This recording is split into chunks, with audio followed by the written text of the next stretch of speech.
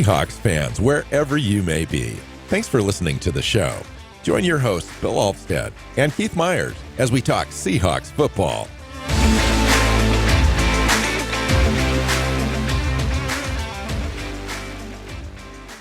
Seahawks fans, welcome back to another episode of the Seahawks Playbook podcast. I'm your host, Bill Alvstad, sitting down with co-host Keith Myers, here to talk Seahawks football and the NFL draft and the roster and prospects and all that good stuff. Welcome in, Keith. How you doing? Doing good. Ready to get through what is a pretty big group of talented players that the Seahawks, I'm sure we'll get one of later in the draft, but probably not touch any of the ones we talk about because they don't really need an edge rusher. Well, it's funny. I thought about that before we recorded, Keith, and I was like, I'm not so comfortable putting those words out into the ether, because I was kind of thinking the same thing. Okay, we might be in the market for a later round guy. We're going to talk about the roster in a minute, and we'll talk about the guys we've already got. But there's one guy on there that I'm not completely sold on, completely 100% confident. You're probably not either. And the way that Seahawks are positioned at 16, they've got some options.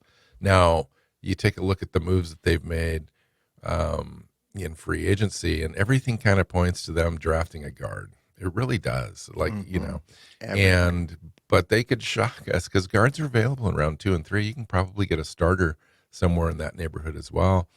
Best player available at 16. Maybe a guy drops a little bit. Maybe it's Dallas Turner. Maybe it's the guy from UCLA. Maybe it's Jared Verse. Maybe they fall in love with one of those guys and they have them ranked way ahead of maybe their first guard on their board. So anything can happen, but you're right. We've got a pretty decent roster at the edge spot, carried over from last season's roster. Really didn't do anything in free agency. Didn't have to. But it wouldn't shock me if we brought in a premier guy to be paired with Boye Mafe and Uchenna Nwasu. And then you still got Derek Hall there and Darrell Taylor. Darrell Taylor's the player I was talking about earlier. They kind of brought him back on a even more of a minimum deal than his tender would have been. And just curious how you feel, Keith, about that situation and Darrell Taylor overall. And if Darrell Taylor happens to get beat out in camp by somebody, I'm not going to be crying too much. I mean, he does produce, but man, it sometimes takes him half a season to kind of get into it. And he's very inconsistent. You'd like to see him with his skills kind of be more of a consistent presence there. But tell me what you think. Well, I think I'd love to see him with a competent coaching staff trying to use his skill set in a way that makes sense. Because he's a guy that's good moving forward. 9.5 sacks in half a season a couple of years ago. And when used in that way, he's incredibly productive. He's incredibly active. He impacts games. When you have him running away from the line of scrimmage in coverage or that kind of stuff, you're wasting his talents. And he's really not good at those things. He's kind of bad at those things. So what is the Seahawks defense as far as scheme is concerned? Mike McDonald's going to run a similar scheme. What does that scheme dictate that those players on the edge position be able to do? What skill sets do they need, ideally? Well, I think if you're looking at a starter, you need someone who can do a lot of different things. I mean, yes, they need to be able to come up and rush the passer, but you need guys that are athletic enough to set an edge against a run, to occasionally, pick up a running back that's coming out of the backfield, that kind of stuff. So when you're looking at a guy who's going to get most of the snaps, yeah, that's what you're looking for. When you're looking for a situational pass rusher, a guy that's going to come in and play 30% of the snaps, and most of those are going to be on 3rd and long, 2-minute drill where the other team's trying to get down the field quickly. You're going to be asking him to go up the field and rush the quarterback. I mean, that's what he is. He's a guy that gets up the field and rushes quarterback. And I think as a situational pass rusher, that's the right role for him. Trying to get him to do starter things on the outside, it's not a good fit.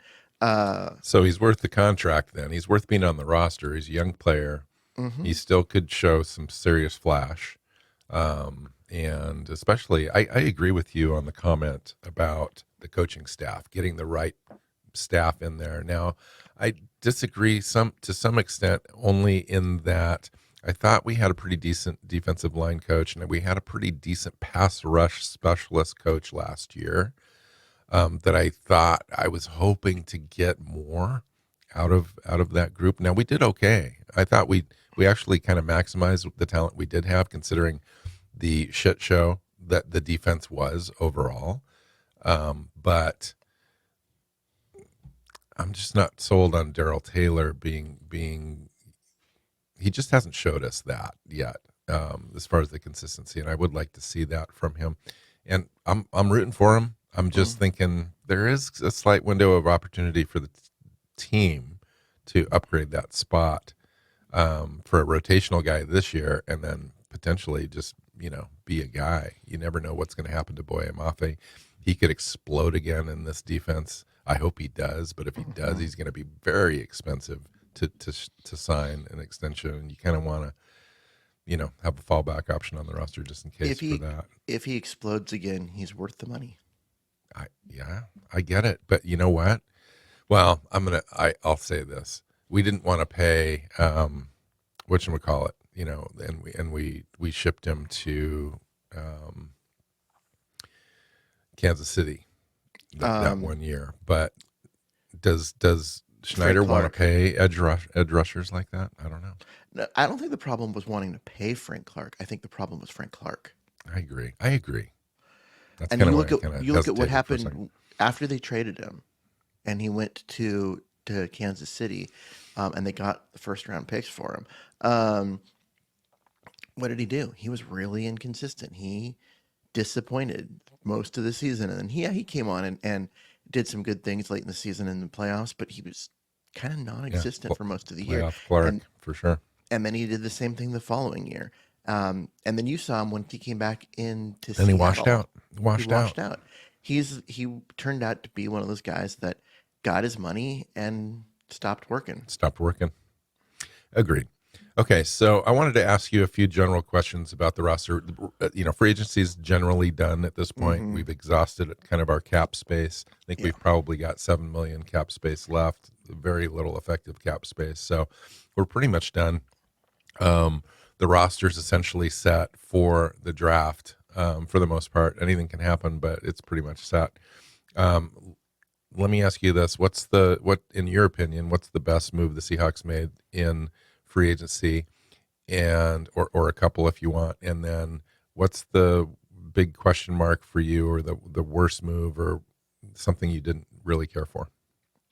Well, I didn't really care for what they did on the offensive line or the lack of what they did on the offensive line. They send a backup center and a backup guard, but they're And still George missing a Fant too. starter. Yeah. Um, I don't mind the George Fant move talent wise. I'm not sure it was the best way to spend their money, but I also understand that he's a hedge because they don't know what's going on with Lucas's knee. And, is he going to be the guy he was as a rookie, or is he going to be a guy who struggles with his knee and doesn't have the ability to stay on the field anymore because it's now like long term problematic, or is he a guy that's gonna lose some of that lateral quickness that made him great? Um, it was a bad injury. That sucks. But they, as a team, they need to prep for it. So the Fant signing made sense that way. It was a lot of money for a guy that they don't know much about. But um, yeah, I wish they've got they've got two spots on the offensive line that are up in the air, center and left guard, and really, it's possible right guard. I know that we like Bradford, and he played really well last year and showed a lot of promise, but they're running a different scheme, right? And so, is he a good fit? I don't know. Um, I think it's not going to matter. He's going to play anyway, but it's a matter of what will they do going forward. But the other two spots, Oluwatimi seems to have that center job unless they draft someone um, to replace him. But his backup is Nick Harris, right? A guy who's way undersized, and is a He's a draft edge. he's a. I mean, yeah. I mean, he's way undersized. He's a career backup. He's not particularly good. Um, Oluwatimi was a fifth round pick who played in a couple games. And then we signed Tremaine Ankrum as well, offensive guard. Now, I Yeah. don't know too much about Ankrum other than he's also kind of considered a backup kind of guy, swing guy that can Hmm. play both sides, which is good to have on the roster. And then, yeah, I agree. I think Oluwatimi's probably penciled in to start at center, depending on what they do in the draft. Is center a priority in the draft for them? Maybe not. Maybe they get a guy to compete with Nick Harris for that backup spot and kind of push Oluwatimi just a little bit and see what they've got in Bradford and Oluwatimi there in the interior. And then George Fance is kind of a guy. We know that. It doesn't, to me, those moves, I agree with you, disappointment. Those moves don't preclude us from drafting Yeah. in that position. In fact, I think it would probably point to the idea that we draft a starter at the guard spot, at least the left side. Obviously, Hmm. we don't really have anybody to start at the left guard spot. So, and they've got pick 16, and then they don't pick until late in the third round. So, Which it, is actually, if you're gonna try and draft, one of the best guards in the draft, they're actually positioned okay because you don't need to yes, do that at 16. You need to do that at like 24. So they can move down a couple times, fix that problem of not having a lot of draft capital at the top of the draft, and still get the yeah. guy they want. This is one of the most predictable drafts I've seen in a little bit. Um, Which means they're with not going to do what we want. right, They're I going to do was just something gonna we don't say see. that. Yeah. I was just gonna say that. It does everything, every little clue points to the idea that they will not having draft picks, until 81 from 16. That's 60 some odd spots. Excuse me. And um, that's where the meat of the talent pool is in this draft, and John Snyder's not going to just sit there. And so everything points to the idea of dropping back a little bit, maybe once or twice incrementally to get to 23 to 27, somewhere in there, picking up a couple of day two picks Hmm. and and picking up a interior guard at that point, or even with that first pick, like you said. I think they could get a second tier type of guard, still starter ability in rounds 2 or 3, but if you want the best of the best, you're going to have to get up and get one right away.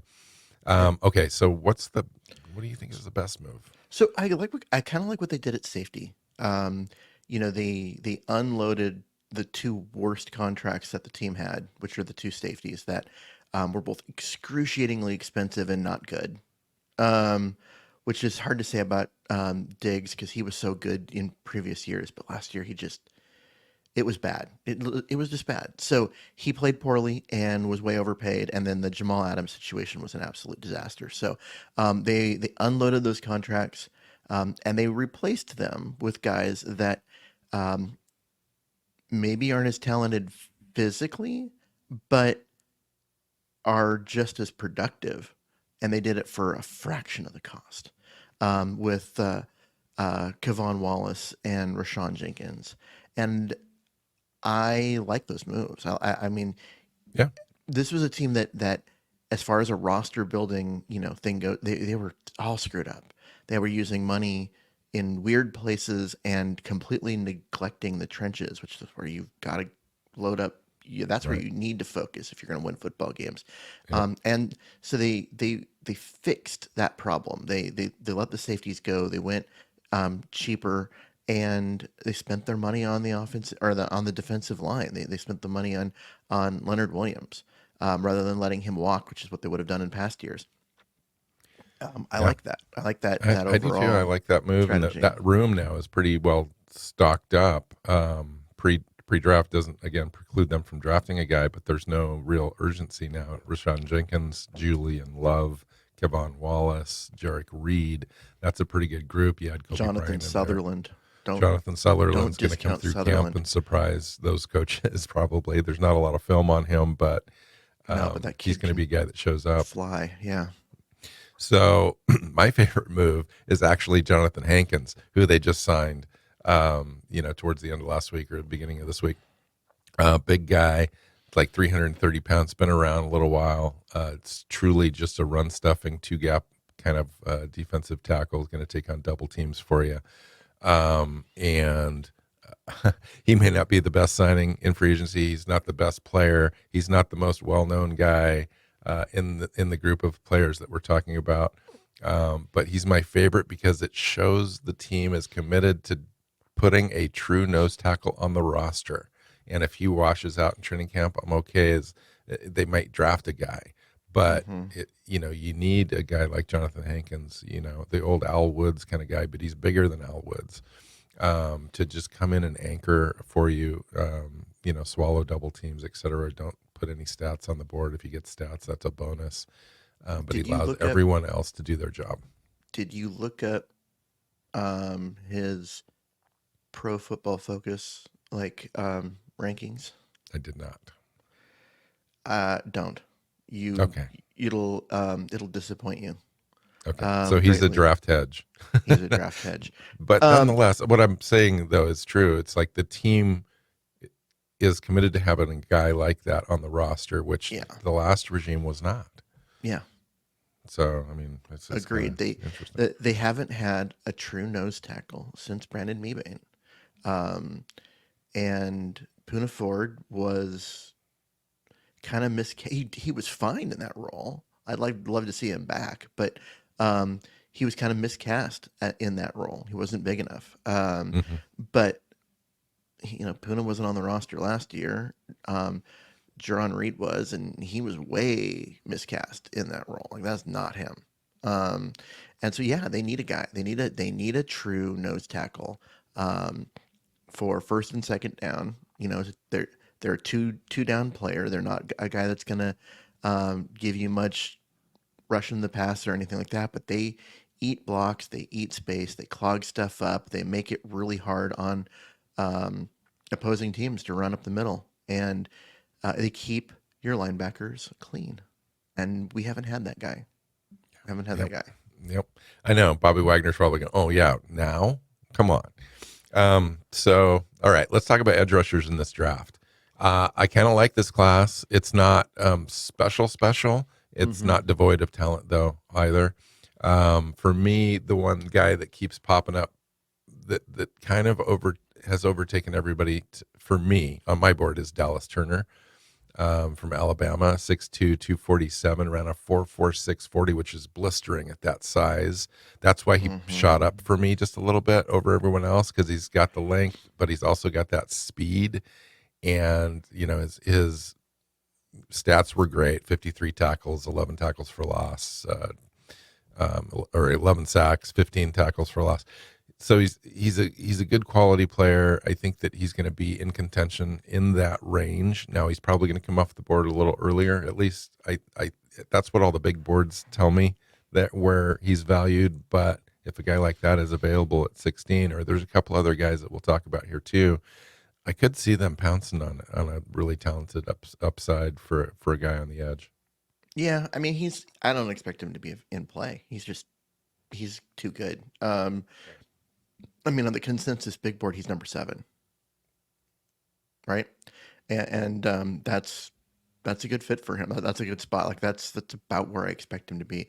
I could see the Bears grabbing him at 9 if he drops.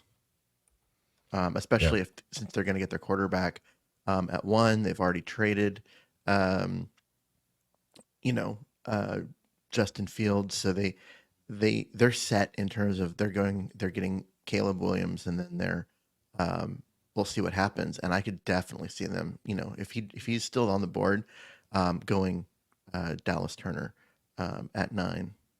So the other guy that's going to be thought of and talked about and looked up there as a um, top 10 potential pick is Jared Verse, hmm out of Florida State, 6'4", 254.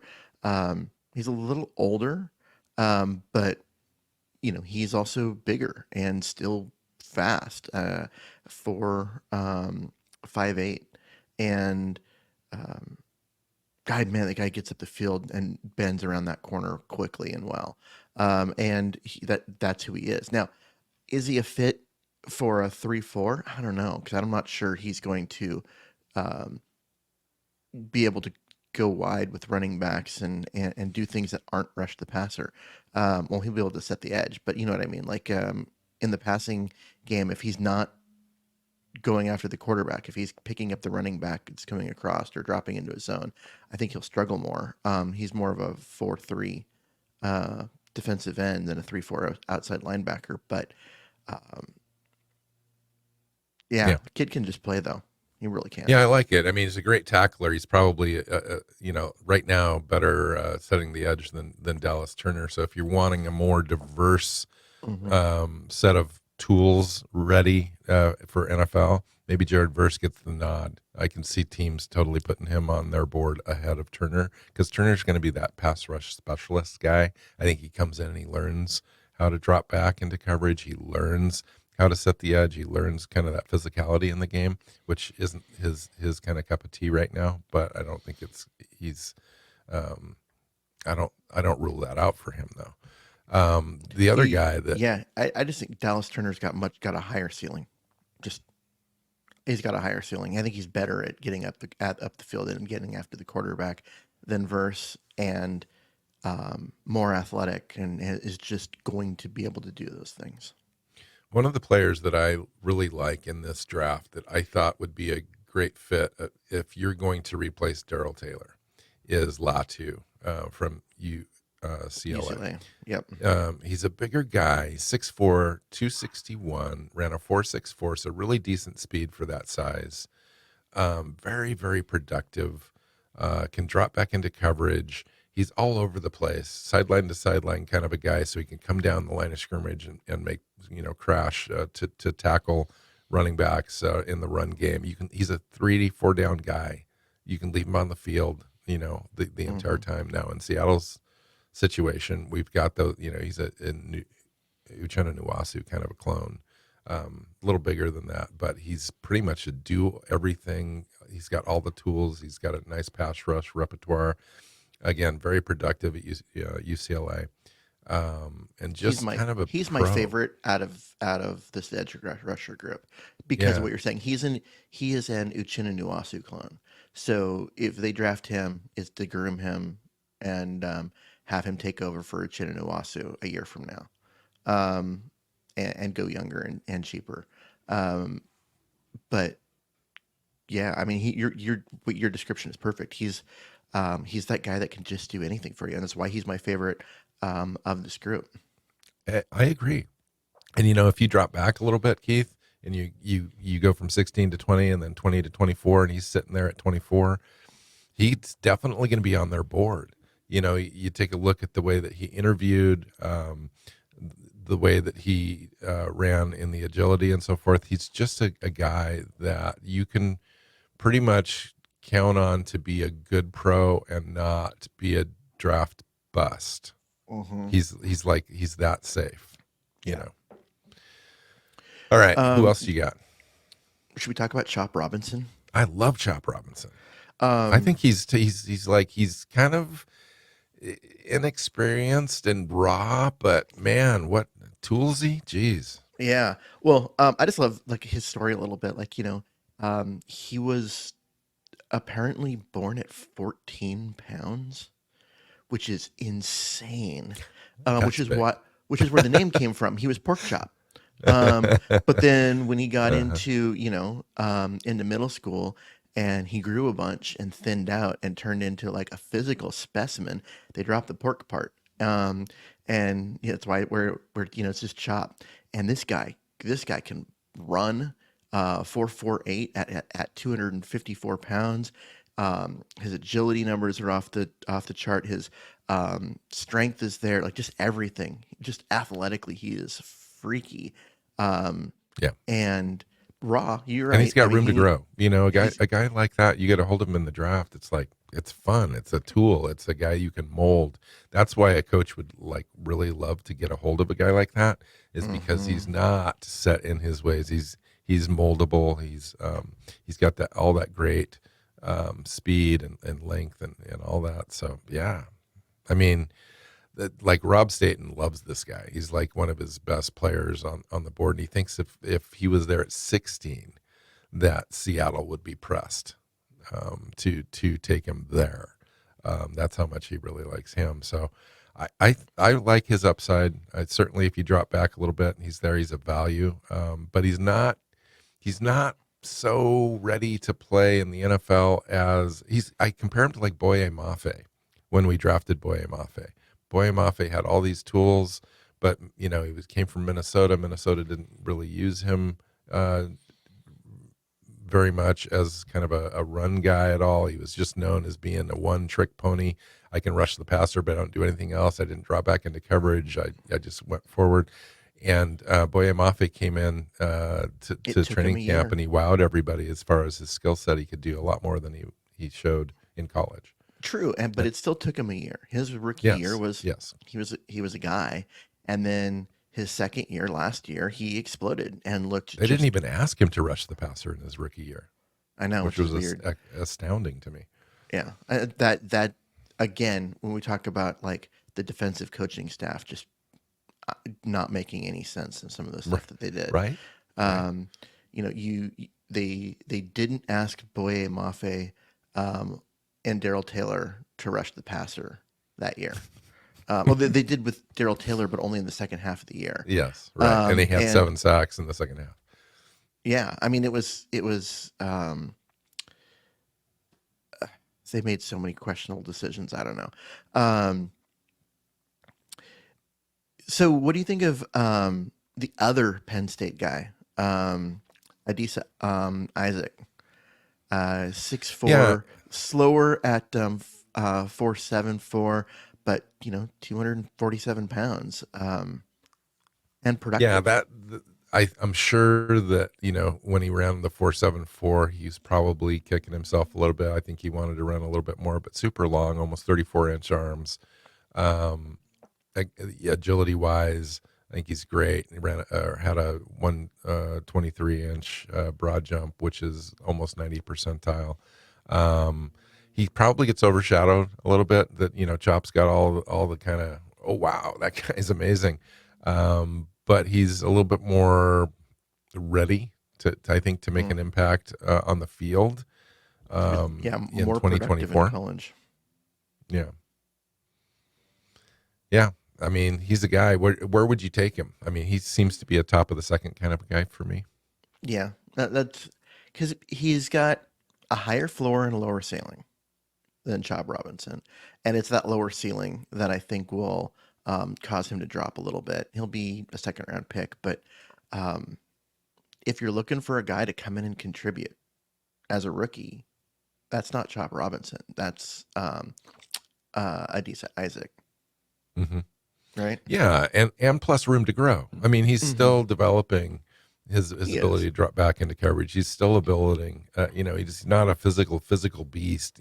So leaving him on the field for 3 downs may not be his forte coming into the NFL, but I think he could work into that. His body has the ability to add a few pounds of muscle and maybe be a better run fit. But yeah, I like him. Yeah. So we've been saying I just like we've gone through a bunch of these names. We just recognized, wait, there's a second guy from Penn State already at the top. There's also a second guy from Alabama up here at the top. Yep. And Chris Braswell, 6'3", 251, 4.60, not bad in the 40. But what is he? Well, he's a little bigger. I mean, he's a little bigger. I think he's a 3-down player. Dallas Turner's initially going to come in and be your pass rush specialist, but Chris Braswell could be a guy that you could bring in and leave on the field. 42 tackles, 8 sacks, 3 forced fumbles, one interception, pass batted down. He kind of does it all. So he's got that pass rush ability plus doing all the other things. So that's really valuable in the NFL, that scheme diversity. And so a guy like that kind of gets overshadowed by the big talent there with Dallas Turner, but he's an everyday lunch pail kind of come to work, and top recruit too at Alabama. I think he was a better recruit as far as like a 4 or 5 star guy than Dallas Turner was when he came into college. So the guy's been consistent, for a long, long time, and teams value that a Mm-hmm. lot. How about some middle round guys, Keith? We know that we just talked about, we led with this segment thinking, well, they may not need to select an edge player right away. Who do you like in rounds 3, 4, 5? Okay, so there's actually a bunch of guys. There's a lot of depth in this range. Guys that I really like in there. Um, ah, I want to say Brennan Jackson out of Washington State comes to mind. Um, 6'4", 264, so he's bigger, but still, 4'6'9". His motor is crazy, and he's a guy that will be able to uh, get all over the field. You're going to see him in places, and you're like, how did a guy that size get there? Uh, he's just productive. He's smart. He does a lot of good things. I think that overall his ceiling might not be as high as some of the guys that go in front of him, but he's gonna be a guy that comes in and is just productive. Yeah, Um, and you need guys like that on your roster. And as a middle round guy, someone who you could take in the fourth round reliably. Um, yeah, it's like one of the guys I like. I know that Seattle met with Marshawn Nealon, um, and kind of a high motor power guy, 267 pounds, 6'3", ran a 4.7, 540. Um, he'd be kind of a third, fourth round option for you Hmm. in that position, kind of a do it all guy. He can rush the passer, but also set the edge, and he'd play more of that probably Derek Hall role for you. And they've already got Derek Hall, so Yeah, I don't that see them drafting a them guy meeting like with that. him, we like it's just weird. He is to me, he's a guy who is not a 3-4 outside linebacker. He's a 4-3 defensive end. He is I Daryl think Taylor. so, Keith. He is I think Daryl that's Taylor his. squared. You know, um, Right. How and about a guy like Mo Camara from Colorado State?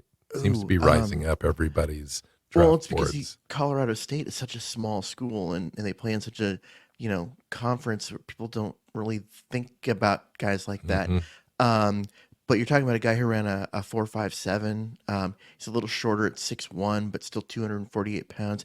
He's got that you know explosive power. Very um, he's quick. He's powerful. He does a lot of things. He's just got that NFL body. Okay, well, maybe he's a little shorter, but he's still like the rest as far as his measurables are. I think he's a third round pick. He's a guy that you're going to get more out of him than you think. Maybe not as a rookie. Like this is another like a Boye Mafe type situation where Hmm. he might take a year to develop, but this that kid can I think that kid's going to be a good pro. I really do. Yeah, and I think that especially if they were to trade back and pick up picks, I think this is you then feel better about bringing on developmental players, and you always kind of want to do that out of the draft if you can anyway, because not everything is going to work out in year one. You want some guys on the roster, especially special teams. This is kind of the point in the draft where you're looking for upside on that as well, because these guys are going to start immediately on special teams. In fact, that's where they're going to get all their snaps, in year one, especially with the roster the way it is now. There's not a lot of room for those guys. Hmm. We've also got Levi Bell and Joshua in Onajagu, I believe is how you pronounce his name, on the back end of the roster. That are developmental guys. Maybe those coaches that are currently on Seattle's staff can get more out of those guys. Maybe they elevate, and we see a player that we haven't seen yet out of those two. So, if somebody's going to come in, it's going to be a guy that can be on special teams, I think, for sure. Well, and if you're going to draft a middle round guy, or especially middle late little round, like the fifth round, maybe late four. Um, Jalix Hunt out of UConn Hmm. should be the guy that you're looking at, um, because he's 6'4", 264. Um, or sorry, he's 252. But he ran a 4.64. And this is a guy that he looks like an experienced edge setting Hmm. guy that can come up, set an edge, not be overpowered on the edge, and do the little things like that an outside linebacker in a 3-4 has to do in order for a defense to work. And he can do that now. He could do that. He could step in and be that guy right away. Now, does he have the pass rush chops as some of the other guys? No. That's why he'll be available there. But the athleticism is there. The length is there. Um, the talent's there. He just needs to develop those moves. He needs to develop those ways to get around guys. But he could still come in. He could be productive for you. He could do the other things.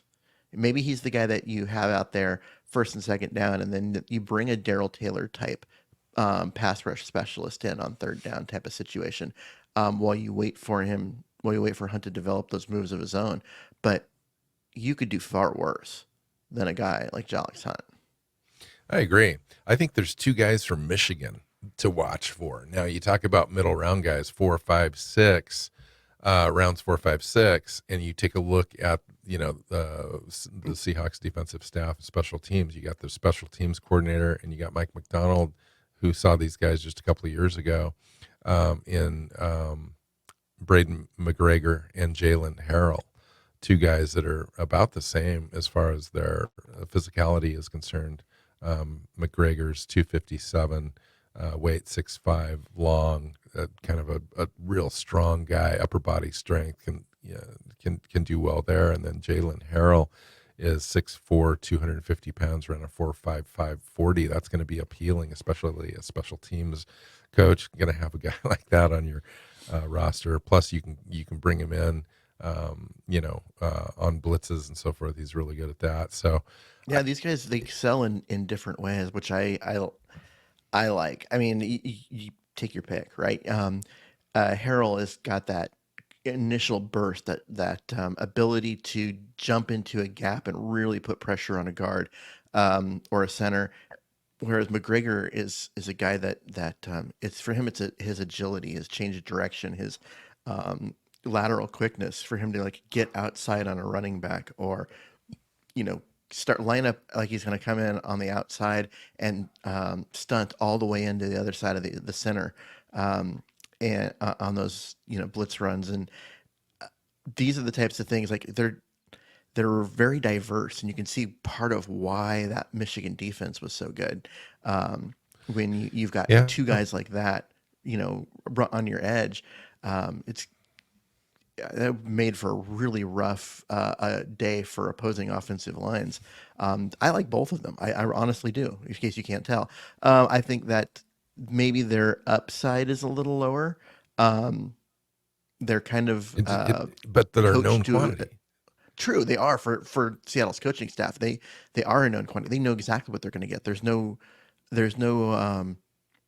you know bust ability if you Right. draft those guys because they know Right. what they're getting and they know how to Yeah, use if they them. draft him, they pulled the trigger on a guy they wanted. If they don't, Hmm. they pass. Well, that tells you something too. So it's, yeah, but we saw Pete Carroll come into the league and use his knowledge about college players and recruiting and so forth, and we could see the same thing out of our current staff, using those connections, using those relationships and players they've already known, come in and do the work that they know that what they're going to get. And there's a lot to be said for that. I think it's kind of an under the radar kind of thing floating out there that you'll see both Michigan and Washington players. I think are maybe on the board higher than their counterparts are a little bit. Hmm. I think that we can wrap this up as far as going. We could probably keep going, Keith, as we always do. We can go into the later rounds and all that kind of stuff, but we want to get back here. We're going to do another show as well, doing linebackers. Maybe now that we've also handled that in free agency. Maybe it's not such a pressing thing, but for me, I think it is. We still, Oh, I beyond think it Terrell is. Dodson, beyond Jerome Baker, we don't have anything. We've got Radigan and O'Connell and Drake Thomas. If you wanted to be able to really upgrade that position and draft for the future, those guys are on 1-year deals. You got to maybe get somebody in this draft. So that's going to be an interesting conversation too. So Yep. okay, cool. Thanks, Keith. You can find Keith on Twitter at Myers NFL. You can find me at NW Seahawk. This show is Seahawks Playbook Podcast. Find it on your favorite podcast platforms and our YouTube channel as well. When you get there, hit subscribe, share it, leave a comment. We love those, and especially Keith, because Keith always seems to get those comments that tell him he's insufficient, deficient in certain areas, and Yeah. those are always fun to read. They're fun for you to read. Actually, they're fun for me to read too. No, what I have strong opinions, and people disagree with them, and I love it. I'm not gonna to back away from any of that. So keep them coming. Perfect. Right? Let me know what you think. All right. Until next time, guys. We'll see you. Bye. Seahawks Playbook Podcast listeners, thanks for joining us for another edition of the show. You can find us on Twitter. Bill is at NW Seahawk, Keith is at Myers NFL, and the show is at Hawks Playbook. You can listen and subscribe to the show at SeahawksPlaybook.com.